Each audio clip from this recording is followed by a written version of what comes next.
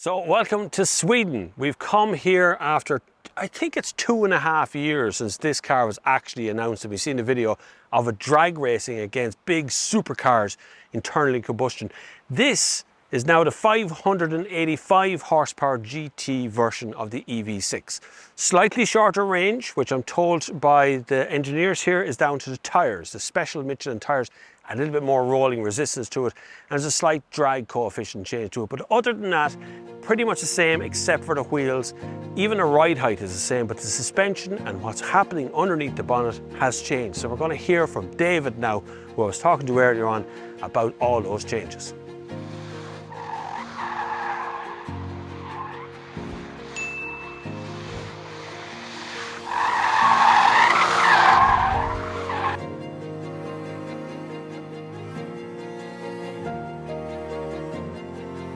Different kind of batteries in the car business. You may know cylinder type, prismatic type, or punch type. So we are using punch type. So punch type looks like that. So, but you see, yeah, it could be fragile. So a little bit like a chocolate. The chocolate bar that David is talking about there is the pouch cell. There are 12 modules in this unit, and 32 of those modules are put together to make the battery. That gives it enough juice to run the whole car.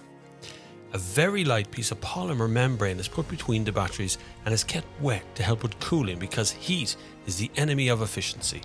And these modern units are now 97% efficient compared to a normal petrol diesel engine that would only be about 40 to 50% of efficiency. This unit here, this is the magnet, and if you look very close here, you can see the copper part here, this little copper bit. This creates magnetism to work on the magnet, that turns the magnet. That's essentially how electric cars really work. The copper distorts the magnetic field, making the magnet turn at 21,000 revolutions per minute. When they run all that through some inverters and an electronically limited slip differential, that gives the car 585 brake horsepower and a 0 to 100 kilometers an hour of 3.5 seconds. It can even recharge with braking without being plugged in at 150 kilowatts and extra 300 kilowatts if the braking is hard enough.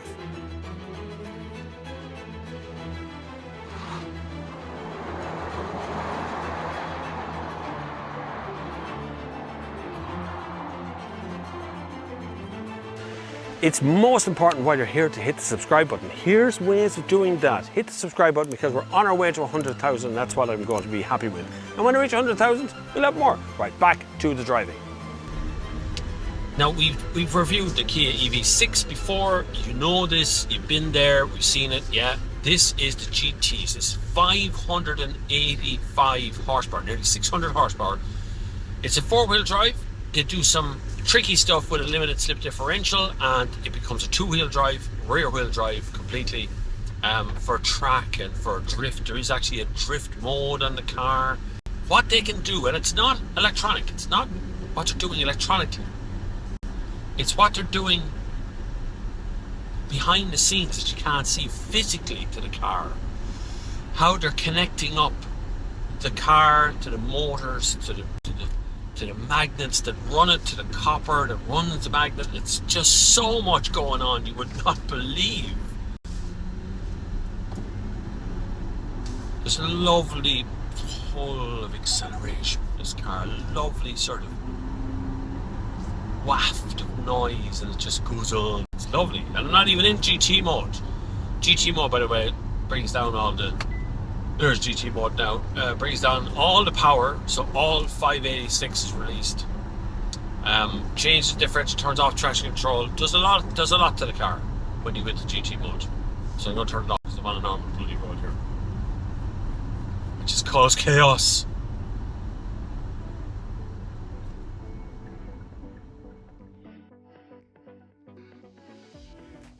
So what else do you get with the GT above the normal models? Well, you get the most comfortable seats on earth, along with a special steering wheel and GT button like a go faster stripe. You get control over all the fast functions, as well as room for 5 adults and all their stuff. Now, we've covered the basics, let's get out on the track.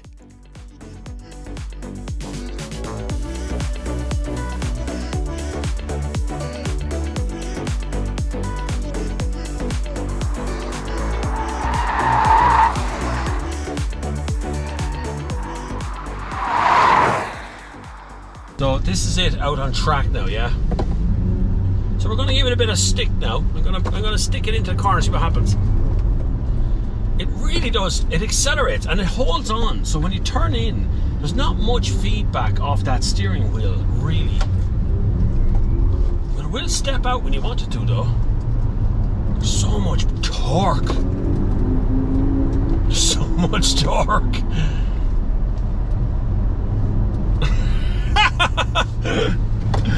Yeah, you can play in the corner, she'll dance away there. Done.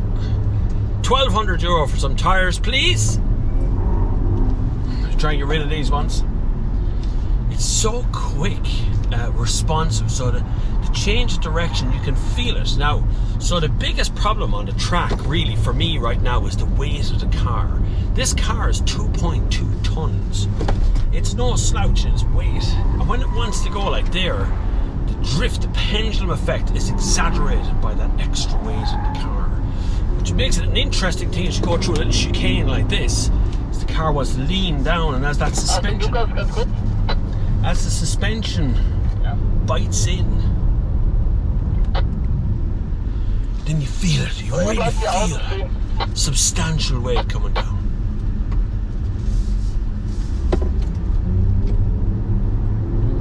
Now onto the big straight now. Build up a head of speed. Fastest I've had this today has been 155, I think, on the main straight here, 154, something like that. It's such a capable machine in every respect. I just think it's one of those rare moments in time where we're opening up a portal into the future. And we're going to show you what it's like in the future to drive a car. As this handles like a 5-door hatchback, this feels like a GTI, only heavier. It's the weight is the enemy here, dragging me through the corner. Worth to mention as well, this can generate a gravitational field, but this can generate 150 kilowatt of energy when you decelerate, and up to 300 kilowatt during deceleration, which means it's able to self-charge at up to 300 kilowatt. Self-charge. Listen to that one, Toyota. That's what that means. Self-charging means it just does it all on its own. It's a bit of a handful. You can really dance into that corner though. It's very hard to get feedback through the steering wheel. You don't feel what's going on. You don't feel any vibrations or anything from the steering wheel. It just sits there.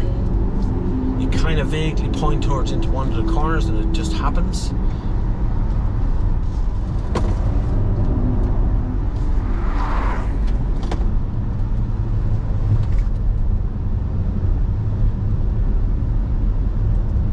Touched that pole. I was so accurate.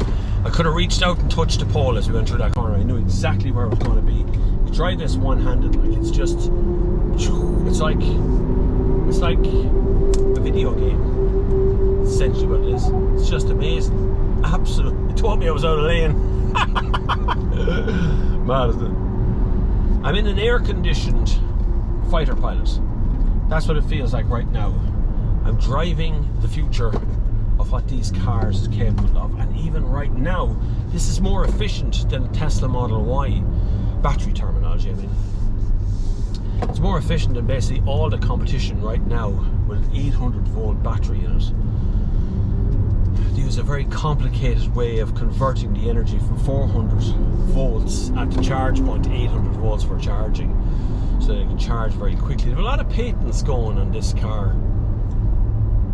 Absolutely awesome thing. And it looks good too. And it can have 5 people in it. And it has a boot. And it has air conditioning. And sat nav. And all that stuff. Look how much on the laps. 93% battery. Came with 90. I think we were at 97 when I pulled up. We're now at 93. And I'm after doing laps of a racetrack. That'll teach you. Right, let's pull over and have a discussion. I think it's time we talked about this.